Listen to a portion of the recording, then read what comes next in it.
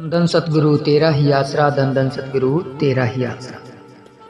N इश्क जिन्हां नूं लग जांदा, ओह सुक जांदे वांग कानियां दे। कुछ सुक जांदे कुछ मुक जांदे, कुछ मार दिंदे लोकी नाल तानियां दे। इस इश्क दे बदे नहीं छुट सकदे, इस इश्क दे बदे नहीं छुट सकदे। जेली छुट जांदे जेल खानियां दे, जेली छुट जांदे जेल खानियां दे। मूसा नाम का एक पैगंबर जो खुदा का आशिक था और उसकी मस्ती में डूबा रहता था। कहते हैं कि कोहतूर नाम का एक विशाल पर्वत था। जब भी मूसे ने खुदा के दर्शन करने होते थे तो वह कोहतूर पर्वत पर चढ़कर दूसरी तरफ उतर जाता था और खुदा को याद करता था। परिणाम स्वरूप खुदा अपने वास्तविक रूप में प्रकट होकर उसे दर्श दीदार देता था। मूसा खुदा के साथ अधिक समय तक जी भरकर बातें करता रहता था। वह उसे अत्यंत प्रेम करता तथा मस्ती में आकर नाचते हुए अपनी मोहब्बत का इजहार करता था। समय व्यतीत होता गया। एक दिन मूसा ने खुदा से एक प्रश्न पूछा कि हे खुदा, क्या दुनिया में मेरे से बढ़कर कोई अन्य तेरा अधिक आशिक है? खुदा ने जब यह बात सुनी तो कहा, ए मूसा, यह न पूछ और अपनी मस्ती में रह। तुम्हें जिस वस्तु की आवश्यकता है वह तुम्हें मिल रही है, अंत तू इस चक्कर में न पड़। मूसा खुदा की कही बात पर संतुष्ट न हुआ। उसने पुनः कहा कि नहीं प्यारे खुदा, आप मुझे अवश्य बताएं कि दुनिया में मेरे से कहीं अधिक कोई भगत या आशिक है। खुदा ने कहा कि मूसा, आशिक तो मेरे परे से परे हैं। जब समय आएगा तो तुम्हें दिखा और बता भी देंगे। फिर भी हम तुझे कहते हैं कि इतना अहंकार नहीं होना चाहिए। इश्क में अहंकार का कोई काम नहीं होता। अंत तू इस अहंकार को छोड़ दे।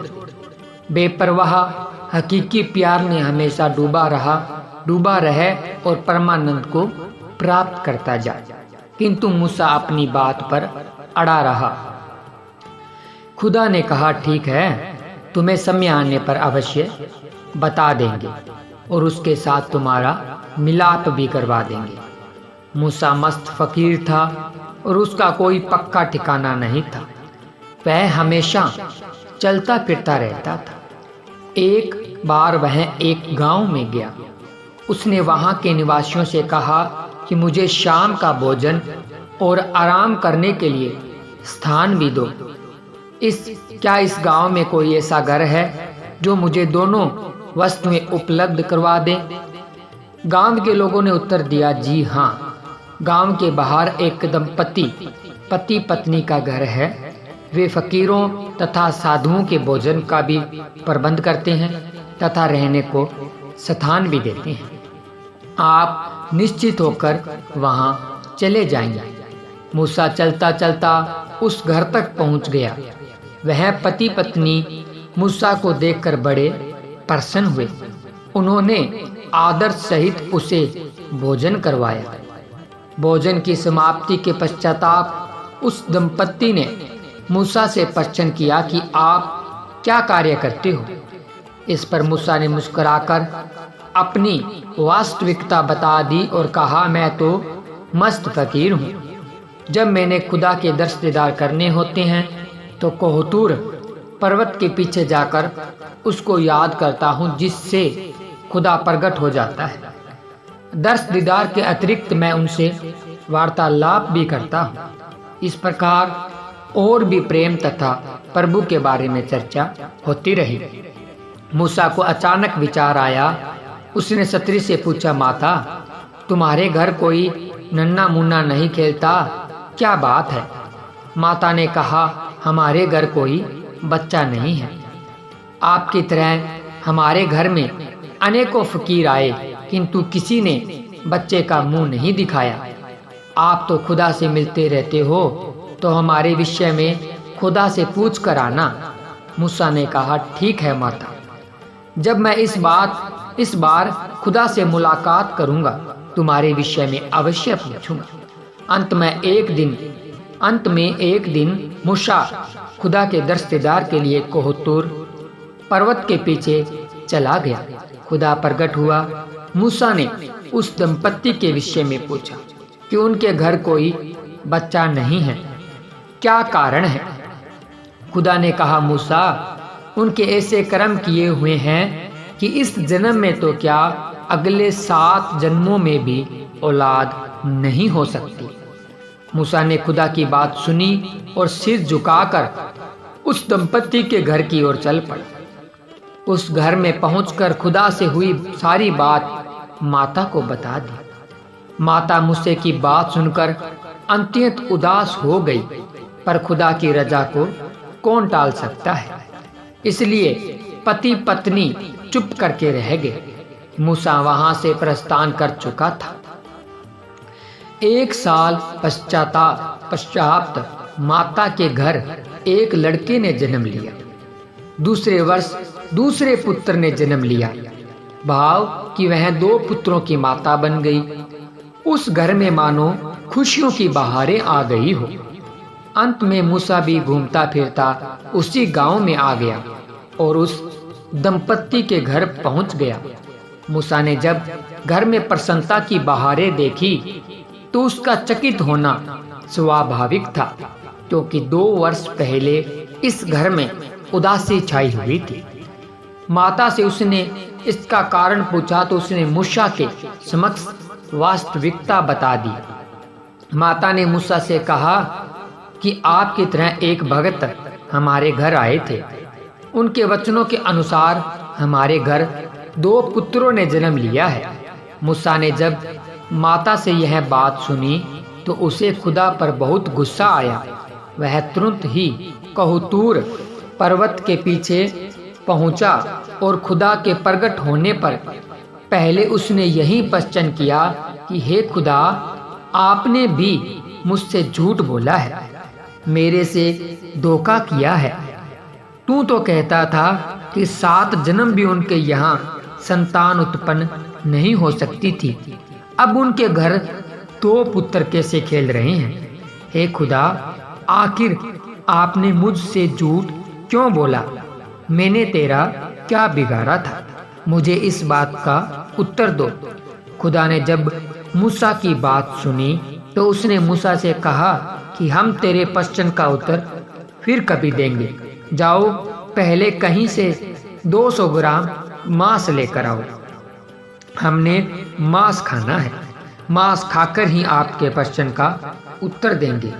किंतु शर्त यह है कि मांस लेने से पहले यह सत्य बोलना होगा कि मांस खुदा ने खाना है। यदि फिर कोई मांस दे तो लेकर आना। मूसा मांस की खोज में नगर की ओर चला गया। उसने पर्याप्त लोगों और घरों से पूछा कि मुझे 1 पाव मांस चाहिए, क्योंकि यह खुदा ने खाना है। जो भी कोई मूसा की बात सुनता हंस पड़ता और कहता कि क्या कभी खुदा भी मांस खाता है? यह कैसे हो सकता है? हे फकीर, यदि कोई और बात है तो निसंदेह आप मांस ले जा सकते हैं। किंतु मूसा अपनी बात पर अडिग रहा कि मैं सच कहता हूँ कि मांस खुदा ने खाना है।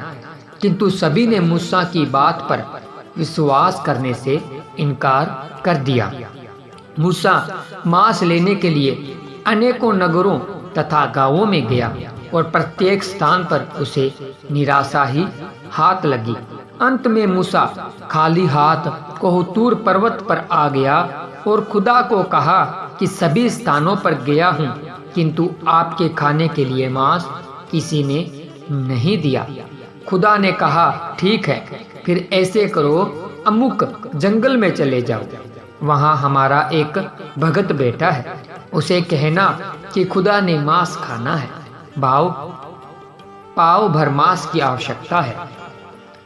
मूसा खुदा का आदेश प्राप्त करते ही उस जंगल में पहुंचा तो आगे क्या देखता है कि एक आदमी आंखें बंद किए बैठा है और प्रभु की भक्ति में लीन है।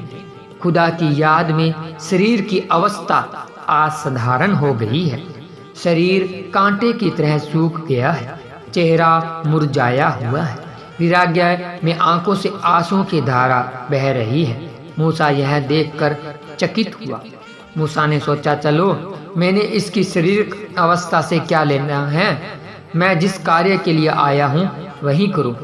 मूसा ने उस भगत को कहा कि मैं अभी खुदा से मिलके आ रहा हूँ, उसने मुझे तेरे पास भेजा है।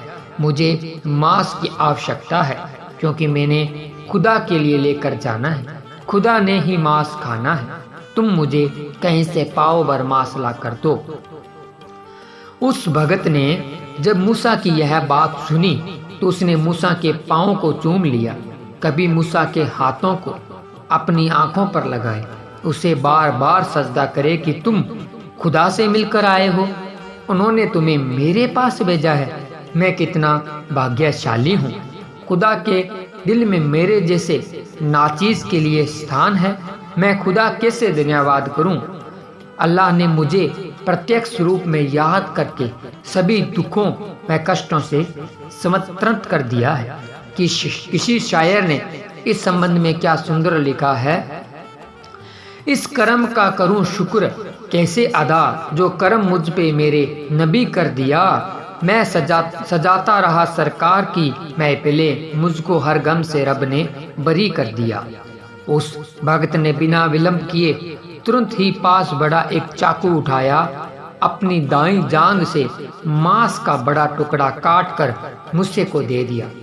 मूसा मांस लेकर खुदा के पास पहुंचा। जब खुदा ने तराजू पर मांस को रखकर तोला तो पाव से कम हो गया। खुदा ने मूसा से कहा कि मांस तो पूरा नहीं हुआ, उस भगत के पास फिर जाओ और मांस लेकर आओ। मूसा फिर जंगल में गया और उस भगत से मांस की मांग की। उस भगत ने फिर इस बात की प्रसन्नता व्यक्त की और बिना तनिक विलंब किए अपनी बाई जांघ से एक बड़ा मांस का टुकड़ा काटकर मूसा को दे दिया। मूसा उस मांस को लेकर खुदा के पास पहुंचा। खुदा ने जब दोनों मांस के टुकड़े तोले तो वह भी एक पाँव से कम रह गए। खुदा ने मूसा को फिर हुक्म दिया कि उसके पास फिर जाओ और मांस की मांग करो, क्योंकि मांस कम रह गया है। मूसा खुदा का आदेश पाते ही फिर जंगल में गया और खुदा का नया आदेश उसे सुना दिया। जब उसने मूसा से खुदा का पैगाम सुना तो उसने सोचा कि मेरा शरीर कांटे के समान सूख गया है, खुदा कहाँ सूखा मांस खाएगा, उसे नरम मांस खिलाना चाहिए। कोमल मांस तो केवल हड्डियां का है, अंत खुदा को दिल का मांस खिलाना चाहिए। यह सोचकर भगत ने छुरी उठाई और अपने दिल को मांस देने के लिए हड्डियां तक ले गया। जब वह छुरी को दिल पर चलाने के समीप हो गया तो कहते हैं कि खुदा उस समय प्रकट हो गया। उसने अपने भक्तों के हाथों से वह छुरी पकड़ ली। अपने आशिक का अथाह प्रेम देखकर खुदा की आंखों से अश्रु बहने लगे। खुदा ने पास खड़े मूसा को संकेत देकर समझाते हुए कहा कि यह वह फकीर है जिसने उस माता को 2 पुत्रों के होने का वचन दिया था। यह भी वास्तविकता थी कि माता के घर संतान का उत्पन्न होना 7 जन्म तक असंभव था, किंतु इस आशिक का कहना हम नहीं टाल सकते थे। उसके दिल दिए हुए वचनों को पूरा करने के लिए विवश हो गए थे। यह सब दृढ़ विश्वास का परिणाम है। तू माता के घर संतान न होने के कारण हमसे पूछने के लिए आया। यदि तू भी माता को पुत्र होने का वचन दे देता तो हमने आपके वचन को कैसे टालना था, किंतु आपने ऐसा नहीं किया। क्या तुम्हें हमारे पर विश्वास नहीं था? इसे हमारे पर अत्यंत विश्वास था, जिस कारण से उसने बिना सोचे समझे ही भोले भाव में माता को 2 पुत्रों का वचन कर दिया। हम तो उसके प्यार में बंधे थे, अंत हमें विधि का विधान बदलना पड़ा। दूसरी बात यह है कि तू पाव भर मांस के लिए हमारी ओर पीट करके मांस की खोज में चला गया। क्या आपके शरीर पर मांस नहीं था? ए मूसा, जो पूर्ण आशिक होते हैं वो प्राणों की परवाह नहीं करते, किंतु इश्क की सलामती चाहते हैं। किसी शायर ने लिखा है, जेड़े यार दे कदमी आ लगदे सिर देन वलो ना संगदे ने, ओ जान दी कीमत नहीं मंगदे बस इश्क सलामत मंगदे ने। खुदा ने मूसा को कहा कि ए मूसा, हमने तुम्हें कहा था कि समय आने पर हम बता देंगे तुमसे भी कोई बड़ा आशिक है। यह बात सुनकर मूसा खुदा के समक्ष लज्जित हुआ। इस प्रकार इश्क बेपरवाह है, यह उसको उसकी ओर से कुछ भी देने के लिए सोचने का समय नहीं देता। फिर वह देने वाली वस्तु चाहे तो विधि विधान अथवा खुदा के वचनों को पढ़कर किसी के घर पुत्र बख्श देने का वचन हो, अथवा जांग की मांस में पेशियों का मांस समय अपने हाथों काट कर देने का, अथवा जज्बा भावना हो। वास्तव में इश्क आशिक के समक्ष विवश है और आशिक इश्क की गली में समय को निछावर करने के लिए तैयार रहते हैं। खुदा ही वास्तव में इश्क है, क्योंकि हकीकत खुदा का सकेतन नाम है। अंत खुदा यदि किसी के आगे पूर्ण विवश होता है तो वह पूर्ण फकीर, जिसके मुखारबिंद से निकलने वाली आवाज की बड़ी बेसब्री से प्रतीक्षा करता है। पूर्ण संत सतगुरु जो कहे वही सत्य होता है। खंड ब्रह्मांड बदल सकते हैं किंतु पूर्ण फकीर का कहा वचन कभी नहीं पलट सकता। लोहे पर लकीर होती है सच्चे फकीर की आवाज, सब इश्क की करामात है। सच्चे आशिकों ने जब इश्क किया तो दुनिया का सब कुछ भुला दिया।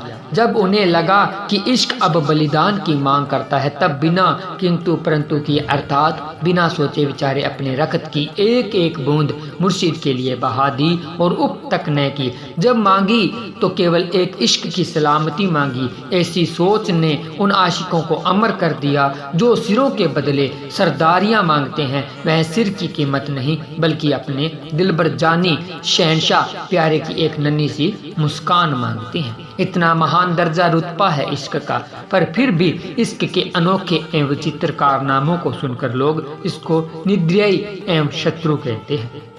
ऐसा शत्रु जो इसके अधीन हो जाए उसकी बुद्धिमत्ता समाप्त हो जाती है, आंखें आंसुओं से मित्रता गांठ लेती है और रक्त का प्रत्येक कण बलिदान होने के लिए उत्सुक रहता है। यह इश्क की सच्चाई है। किसी ने इश्क की सच्चाई बतलाते हुए इस प्रकार वर्णन किया है, जिन्हों लगदा भुलाउंदा होश जगदा, जिन्हों लगदा भुलाउंदा होश जगदा, लहू पी जांदा वेरी रग रगदा, ए रोग बुरा इश्के दा, ए रोग बुरा इश्के दा। धन धन सतगुरु तेरा ही आसरा, धन धन सतगुरु तेरा ही आसरा। प्यारे सतगुरु जी की प्यारी साध संगत जी, आप जी को ये रूहानियत से भरा हुआ वीडियो कैसे लगा कमेंट करके ज़रूर बताएं। और अगर अभी तक आपने हमारे YouTube चैनल को सब्सक्राइब नहीं किया है तो YouTube चैनल को सब्सक्राइब जरूर करें, क्योंकि हम इसी तरह की रूहानियत से भरे हुए वीडियो इस चैनल के माध्यम से आपके लिए लेकर आते रहते हैं। तो मिलते हैं जल्द ही एक और रूहानियत से भरे हुए वीडियो के साथ। तब तक के लिए धन्यवाद। धन धन सतगुरु तेरा ही आसरा, धन धन सतगुरु तेरा ही आसरा।